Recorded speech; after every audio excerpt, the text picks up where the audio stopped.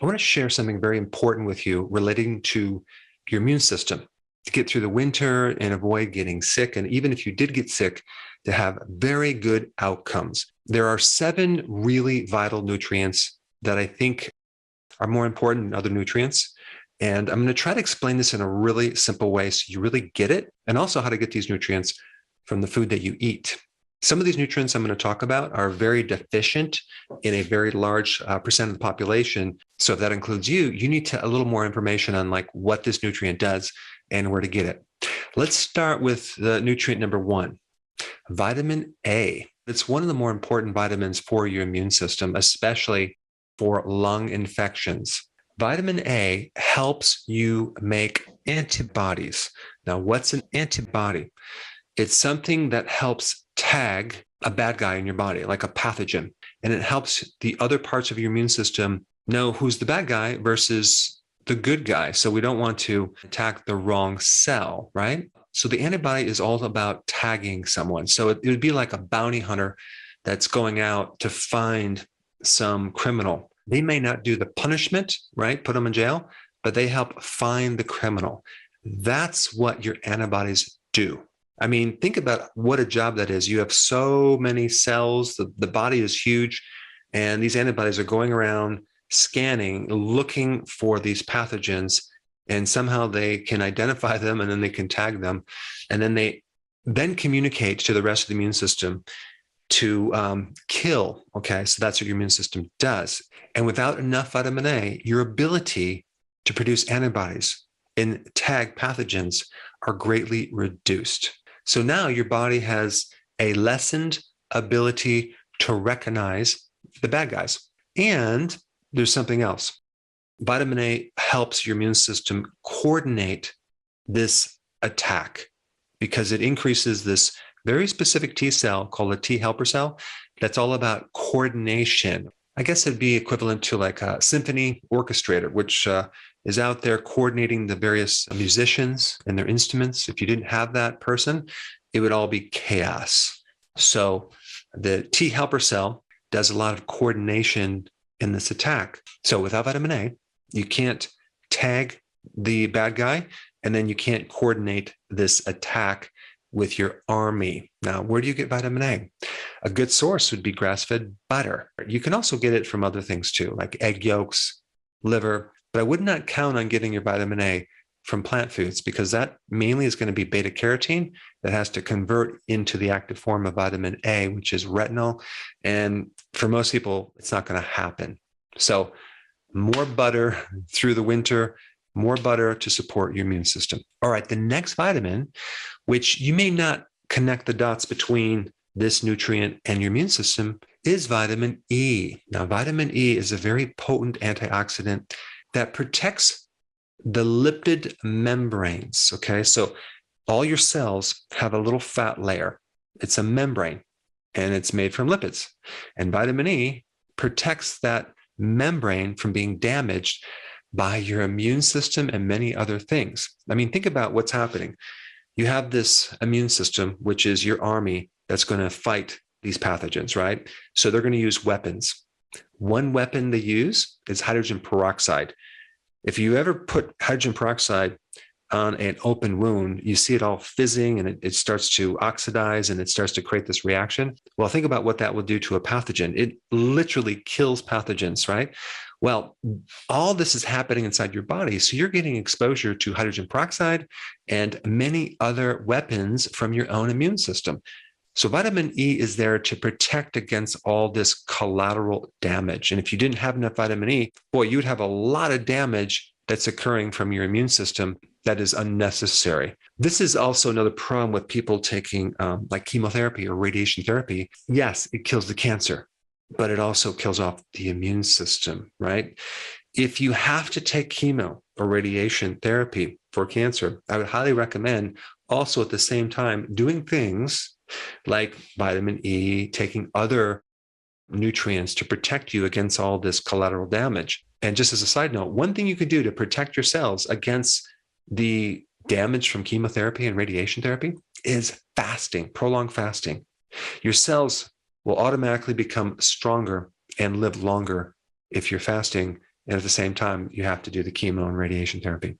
So vitamin E protects against the collateral damage. Okay, that's one thing it does. Also, without enough vitamin E, the ability of your T cells and other things called the phagocytes that actually eat up pathogens just are less strong. So that's what vitamin E does. And guess where you can get vitamin E? From butter. Okay. You can also get it from leafy greens. You can also get it from nuts, in egg yolks, because it's a fat soluble vitamin. The next most important vitamin, which is probably the most important vitamin, is vitamin D. I've done lots of videos on vitamin D on the importance of what it can do to your immune system. I mean, just across the board, it influences every single part of your immune system. But one of the most important things that vitamin D will do is it helps to curb or calm down an overactive immune system. So if your immune system is a little too enthusiastic, okay, and it's like going in hyper mode and you have too much inflammation, vitamin D can come in there and chill it out. So any condition that you have that involves too much inflammation, especially chronic inflammation, like chronic arthritis, autoimmune, or even the cytokine storm involved in like an infection, vitamin D can come in there and just turn that thing right off. It can also lessen the duration of infection. One of the most amazing things it does is it just puts out the fire. Okay. But you need a lot of it. You need not just 600 IUs, you need about 10, 20, 30,000 IUs if you're going through an infection. And guess where you can get vitamin D? You can get it from butter. You can get it from cod liver oil. You can get it from the sun, but not during the winter.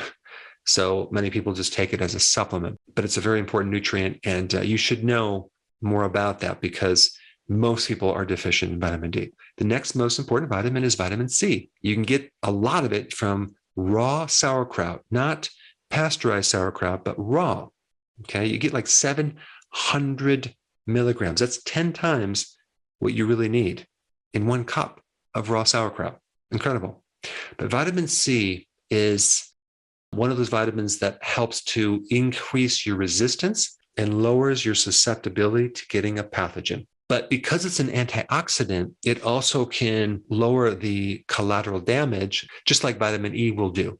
But vitamin E protects the fat layered membranes. Vitamin C helps other things in your body from getting damage. So if there's a lot of oxidation, free radical damage, inflammation, vitamin C protects the tissues against all this collateral damage from your own immune system. And a lot of times when you feel sick or you feel lethargic or you feel tired or you have a fever or you have any negative reaction when you get sick, it's this collateral damage that's causing it. So vitamin C can help clean that up and make you feel better as you're going through the infection. The same thing with vitamin E. But the other thing that vitamin C will do is it increases neutrophils. Neutrophils really do 3 things, okay? They eat pathogens for lunch, right? They eat viruses, bacteria, parasites, yeast, fungus, mold. That's one thing. They also will release weaponry like microbial agents that kill microbes. So it's kind of like they have this shotgun that they can use against microbes. And the third thing that they do, it's pretty cool. They actually throw a net over the pathogens and contain the pathogen so they can then inject certain chemicals to dissolve and kill the pathogen. They're like a little spider that can throw a net over the pathogen. So those are the 3 ways that neutrophils work, and they are dependent on vitamin C. And again, you can get vitamin C from sauerkraut, but you can get it from all the leafy greens. Even you can get some vitamin C from grass-fed, grass-finished beef, believe it or not, as well as grass-fed, grass-finished liver. The next most important nutrient that you need to know about is zinc. You probably already know that, but zinc is involved in several hundred enzymes, okay? Without zinc, a lot of things can't work in your body. But one of the most important, interesting things that zinc will do to your immune system is to allow the thymus to do its job. The thymus makes T cells. It's like a training camp for your immune system. And it's dependent on zinc. Without zinc, the thymus actually shrinks way down. It can't work right. Zinc allows the training of your immune system. So without enough zinc, your T cells get suppressed. So they can't go to battle. They can't fight. The weapons that they are supposed to have are limited, and the ammo that is released is suppressed. So you're basically cutting down your army without having enough zinc. And there's a lot of people that don't have enough zinc, primarily because they're eating a lot of refined grains with phytates that are blocking the zinc, a lot of cereals, breads, pasta, cereal, crackers, things like that, whole grains, okay? And you can get zinc from shellfish, okay, oysters. You can also get zinc from other things like eggs, red meat, is loaded with zinc. There was an interesting study on mice, okay, where they had one group that was deprived of zinc and the other group was fed enough zinc. And both groups were exposed to a deadly parasite. And in the group that was zinc deficient, there was an 80% mortality rate. 80% of these mice died, the zinc deficient group. And in the other group, only 10% of the mice died. And this was the group that had enough zinc. It tells us that zinc is very important in surviving infections, okay, number one, and having an immune system to protect us against these pathogens, no matter if it's virus, parasite, bacteria. The next nutrient I want to talk about is selenium. Selenium is a trace mineral to help you make glutathione, which is another antioxidant, which protects the body from free radical damage, oxidation. It protects the lipids as well. And it also protects against inflammation, okay, all that collateral damage. And if you're deficient in selenium, your immune system is no longer as potent as it should be. It has a more difficult time fighting pathogens. And it also has a difficult time protecting your normal tissues from all the collateral damage. There was another study on mice that had a group that was deficient in selenium and compared that to a group that had enough selenium. And they were both exposed to a parasite, not the same parasite, but a different parasite. And in the group that was selenium deficient, okay, they all suffered multiple organ failure, okay, as compared to the group that had sufficient selenium. So that would be just another example. Even though the studies weren't done on humans, I think it's something to look at. It's something to appreciate. And the problem with doing human studies is that who's going to volunteer for this study? Not me. So where can you get selenium?